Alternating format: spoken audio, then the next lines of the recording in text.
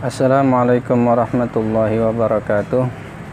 Kembali hari ini kita ngaji Hikam Melayu, Kitab Futuhul Arifin fi Bayani Amalis Salikin wal Wasilina ilallahi ta'ala, yang merupakan terjemah matan hikam dengan syarah yang diringkaskan oleh Muallim Haji Muhammad Sarni bin Haji Jarmani bin Haji Muhammad Siddiq Al-Alabi.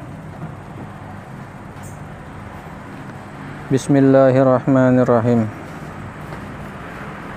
Alhamdulillahi rabbil alamin, wassalatu wassalamu ala sayyidina wa nabiyina Muhammadin wa alihi wa sahbihi ajma'in. Qala al-muallifu rahimahullah ta'ala wa nafa'ana bi ulumihi wa bi ulumi aslafihi fid daraini amin. Hari ini kita melanjutkan hikmah yang ke-49. Kemarin membicarakan tentang tanda daripada matinya hati seseorang. Bismillahirrahmanirrahim. La ya'zumuz zambu indaka azamatan tasudduka an husniz zanni billahi ta'ala, wa inna man arafa rabbahu istasghara fi jambi karamihi dhanbuhu. La ya'zumu dhanbu indaka azamatan tasudduka an husni zanni billahi ta'ala, fa inna man arafa rabbahu istasghara fi jambi karamihi dhanbuhu. Tak ada dosa besar di sisi engkau menegahmu atau melarangmu daripada berbaik sangka dengan Allah, maka sesungguhnya siapa kenal akan Tuhannya, bersifat murahan atau bersifat murah hati,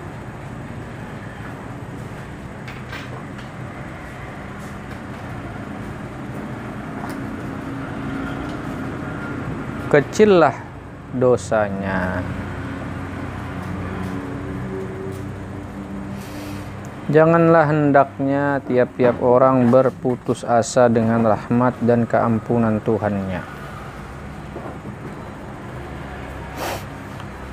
Kalau terkerjakan maksiat, segeralah bertaubat dan kembali kepada Allah beserta minta ampun kepadanya.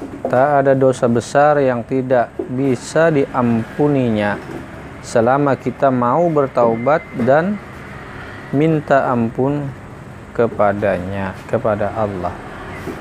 Karena sebesar-besar dosa hamba, besar lagi keampunannya. Rahmat Allah itu mendahului kemarahannya. Dan terkadangnya karena terkerjakan maksiat itulah sebab yang menghampirkan kepada Tuhannya dan menjadi kecintaan kepada hambanya. Kadang-kadang karena seseorang merasa berdosa, lalu dengan rasa bersalah itulah ia menguatkan hatinya untuk mendekat kepada Allah.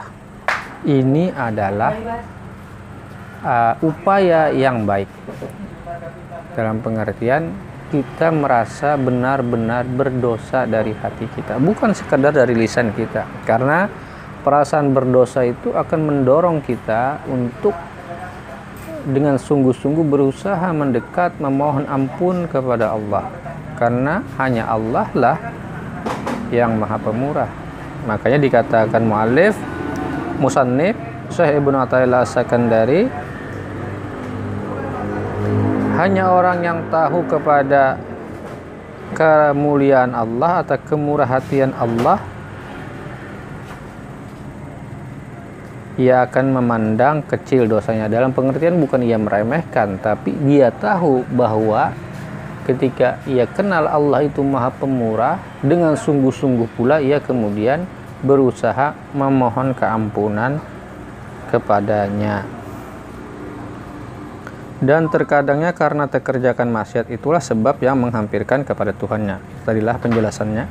Dan menjadi kecintaannya kepada hambanya. Kecintaan Allah menjadi sebab kecintaan Allah kepada hambanya. Karena niat yang sungguh-sungguh untuk meminta ampun itu apabila ia berbuat. Firman Allah, a'udzubillahi minasyaitonirrajim, innallaha yuhibbut tawwabina wa yuhibbul mutatahhirin.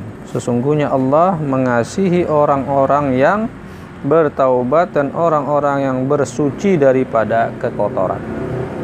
Sabda Nabi kita sallallahu alaihi wasallam, syafaati li ahlil kabairi min ummati. Pertolonganku, syafaatku adalah untuk orang-orang yang berdosa besar daripada umatku. Jadi pertama, kemurah hatian Allah, kasih sayang Allah. Kedua, rahmat Allah itu nanti berupa syafaat nabinya juga.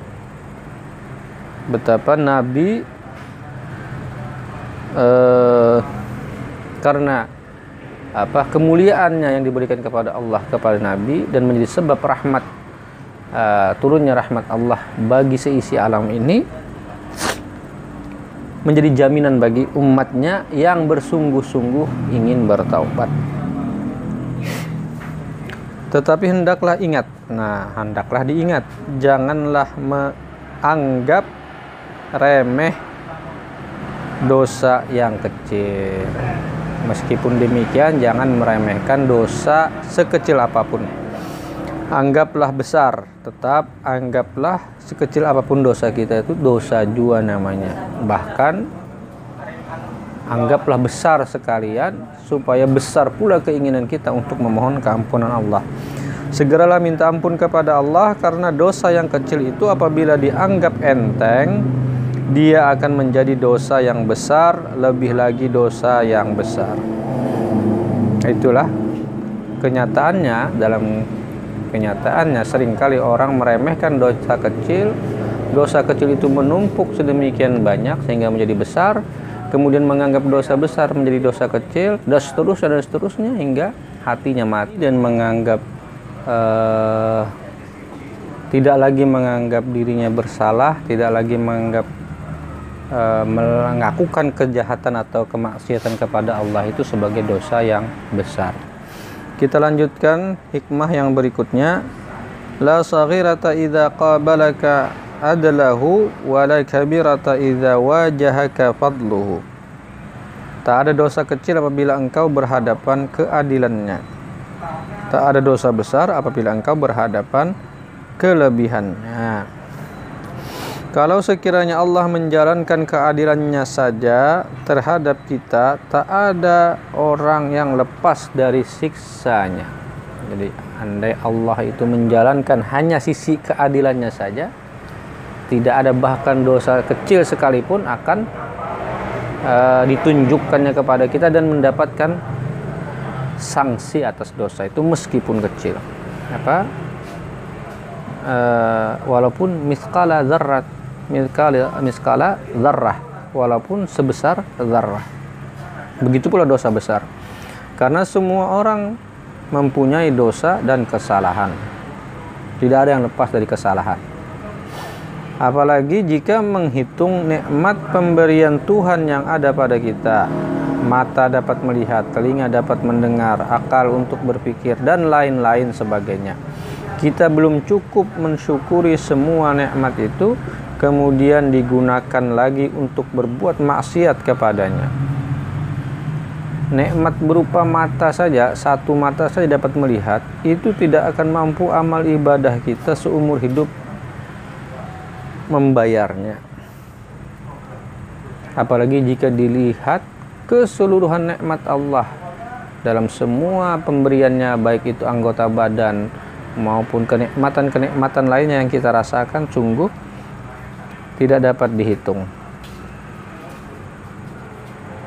Tetapi di balik itu Tuhan bersifat Rahman dan Rahim, pengampun dan pemurah, maha kaya, maha mulia, mengganda-gandakan balasan amal yang sedikit, memaafi dan mengampuni kesalahan siapa saja yang minta ampun kepadanya, dosa kecil atau besar.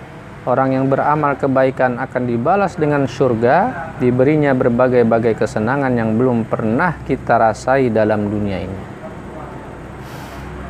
Itulah nikmat Allah sedemikian besarnya, rahmat dan kasih sayang Allah itu sedemikian besarnya. Maka oleh itu taruhlah kecintaan kepadanya, turutilah perintahnya, jauhilah larangannya. Mudah-mudahan kita semua mendapat bahagia. Amin. La amala arja lil qabuli min amalin yaghibu anka syuhuduhu wa yahtaqiru indaka wujuduhu. Tak ada amal yang lebih diharap untuk diterima daripada amalmu yang hilang dari pandanganmu dan engkau anggap kecil saja amalmu itu.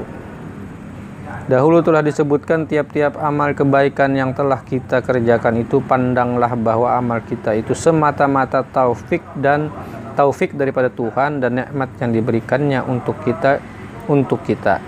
Jangan lagi kita memandangnya amal usaha, atau jangan memandang amal kebaikan yang kita lakukan itu sebagai usaha kita, tapi pandanglah daripada setitik atau daripada kemurahan Allah Subhanahu wa taala kepada kita.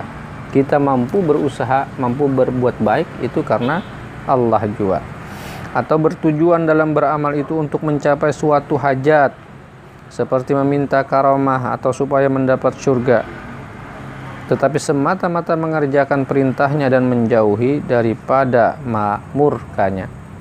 Malahan hendaklah kita pandang, kita berpikir, kita merenungkan bahwa amal kita itu masih banyak kerusakan dan kecideraannya.